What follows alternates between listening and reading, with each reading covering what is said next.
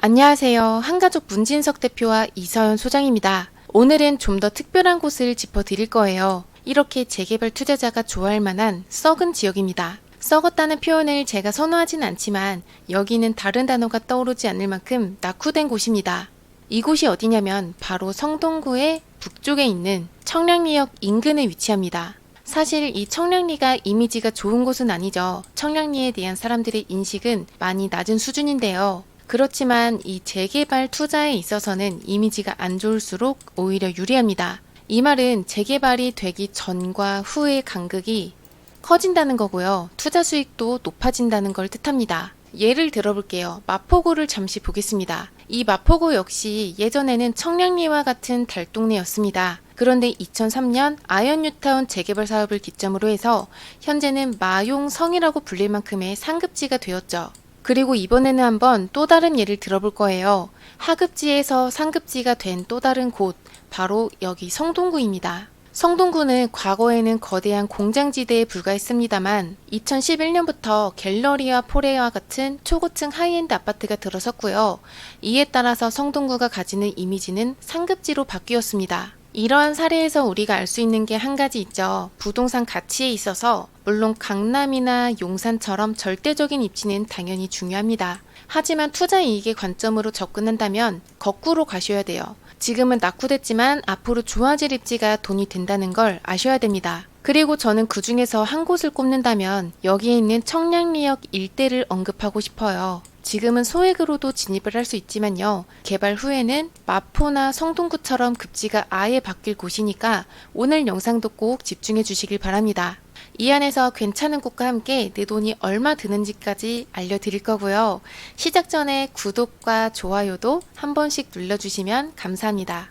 청량리는 과거부터 지금까지 동북권 최대의 교통 거점으로 개발할 것이다 라고 서울시에서 거듭 강조하고 있는 지역입니다. 그리고 그에 따라서 이 청량리역에는 이제부터 총 14개의 열차가 정차하는 거대한 역사로 바뀝니다. 뿐만 아니라 동탄과 운정신도시의 아파트 가격 상승을 부추겼던 GTX까지 이곳에 추가로 들어서는데요. GTX의 B노선과 C노선, 이렇게 두 개 노선이나 청량리역에 들어섭니다. 이 부분은 꽤 중요해요. 왜냐하면 서울에서 GTX를 두 개나 가지는 역은 보시다시피 단 세 군데밖에 없기 때문입니다. 삼성역과 서울역, 청량리역 밖에는 없어요. 그리고 청량리의 일대도 한번 둘러볼 필요가 있습니다. 왜냐면 여기에 신도시가 하나 만들어지는 규모로 개발이 되고 있거든요. 가장 먼저 청량리는 여기에 위치한 전농답심리 뉴타운을 기점으로 해서 재개발이 이루어졌습니다. 전농 7구역이었었던 레미안 크레시티 아파트부터 2013년에 입주를 시작을 해서 현재의 전농 답심리 뉴타운은 전농 8구역을 제외하면 거의 마무리된 상황에 있습니다. 참고로 전농 8구역은 조합 설립 인가 이후에 사업 시행 인가 단계에 있는데요. 조합원 수는 약 670명, 아파트는 1,500세대 예정입니다. 여기에 들어가는 돈도 한번 볼게요. 3룸을 기준으로 한다면 매매가는 8억에서 10억대로 형성이 되어 있습니다. 또 전세가는 3억에서 왔다 갔다 해요. 그래서 내 돈은 5억에서 7억대 정도 필요하다고 예상하시면 됩니다. 그리고 전농 답심리 뉴타운 아파트 시세는 최근에 하락세가 지속됨에 따라서 2019년 2분기쯤까지 가격이 떨어졌습니다만 지금은 소폭 회복했습니다. 그 중에서 레미안 위브 아파트, 여기는 최고 15억까지 거래가 됐었다가 9억까지 하락을 했고요. 지금은 11억까지 소폭 상승한 모습을 보이고 있어요. 그리고 전농 답심리에서 마지막은 전농 14구역입니다. 이곳은 특이한 사항이 있는데요. 14구역도 전농 답심리 뉴타운으로 지정이 됐지만 자율정비구역이어서 원활한 진행은 안 됐습니다. 그러다가 작년 겨울부터는 다시 재추진 중에 있어요. 여기가 청량리역이고요. 여기가 전농 14구역입니다.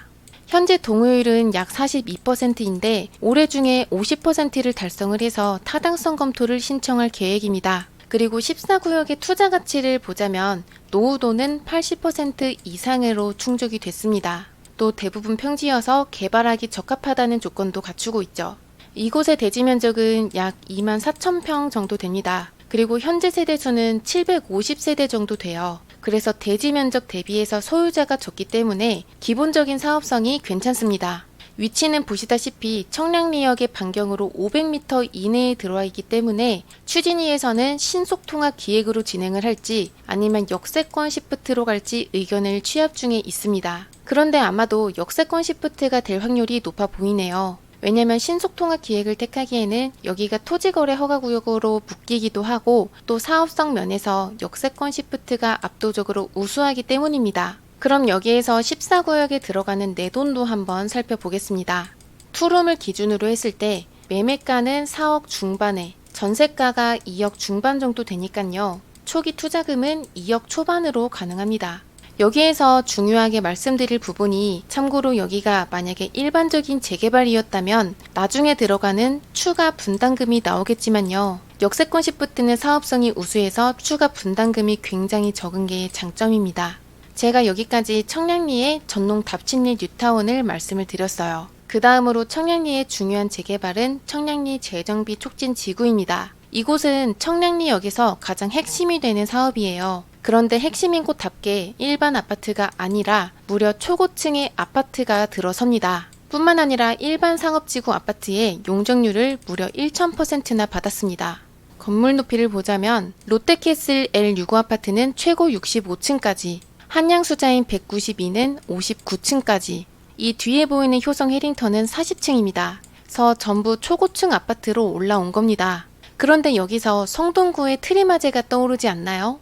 물론 성동구는 한강 조망과 서울숲을 품고 있습니다만 만약 초고층 건물이 없이 20, 30층대의 일반 아파트만 있었더라면 지금 같은 이미지 묘시는 힘들었을 거예요.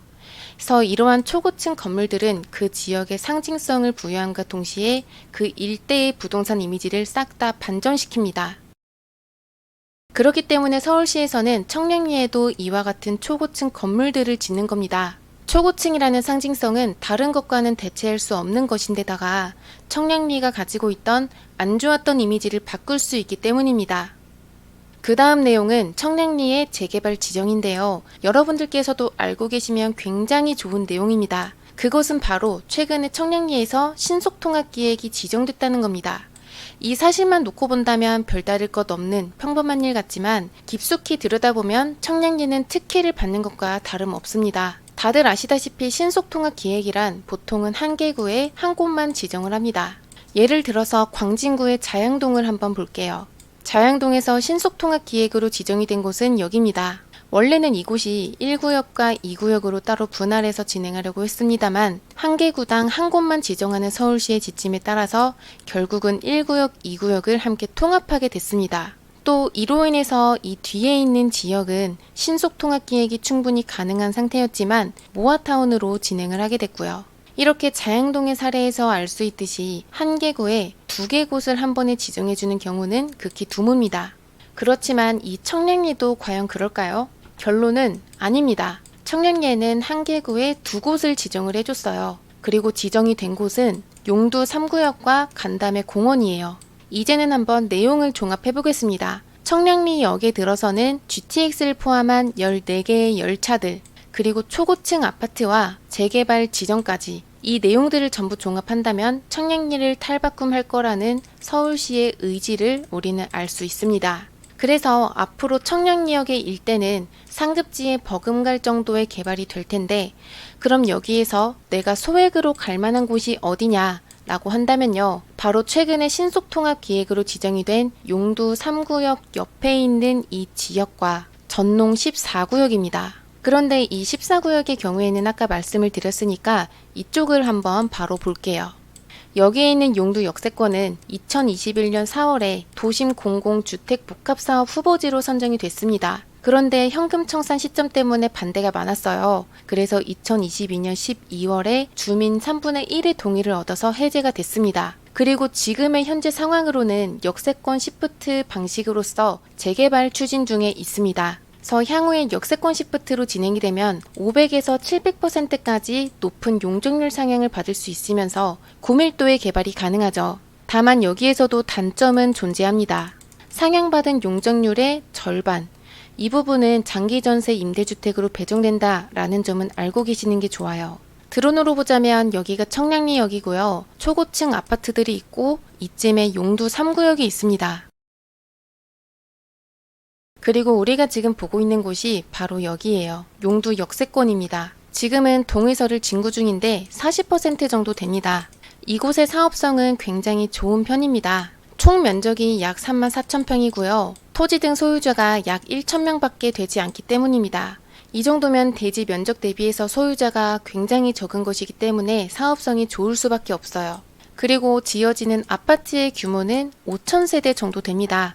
기존보다는 5배 정도 늘어나는 거예요. 이렇게 될 수 있었던 이유는 용적률을 600%나 받기 때문입니다. 높이는 최고 49층으로 올라설 예정입니다. 그래서 바로 옆에 초고층 아파트와 함께 스카이라인이 완성될 거예요. 여기에 들어가는 내돈도 한번 알아보겠습니다. 투룸을 기준으로 했을 때 매매가는 4억 후반 정도, 그리고 전세가는 2억 중반 정도입니다. 그래서 들어가는 내 초기 투자금은 2억 중반 정도 되겠습니다. 이 투자 금액은 여기에 있는 전농 14구역과 비슷하죠. 청량리역의 일대는 소리 없이 바뀌고 있습니다. 이 일대는 신축 아파트가 이미 됐거나 혹은 후보지 선정이 이미 되어 있거나 개발 진행 중인 곳들이 대부분입니다. 여기에서 아직 시작을 하지 않은 곳은 용두역세권의 예정지와 전농 14구역만 남아있는 상황이고요. 아직이라는 것에는 금액이 소액이라는 것을 뜻하죠. 그래서 재개발 투자에 있어서 초기 투자 금액뿐만이 아니라 나중에 추가 분담금도 적게 들어가는 곳을 찾는 분들, 그런 분들께서는 이 청량리역을 검토하시면 도움이 많이 되실 겁니다. 저는 다음 영상에서 또 뵙겠습니다. 감사합니다.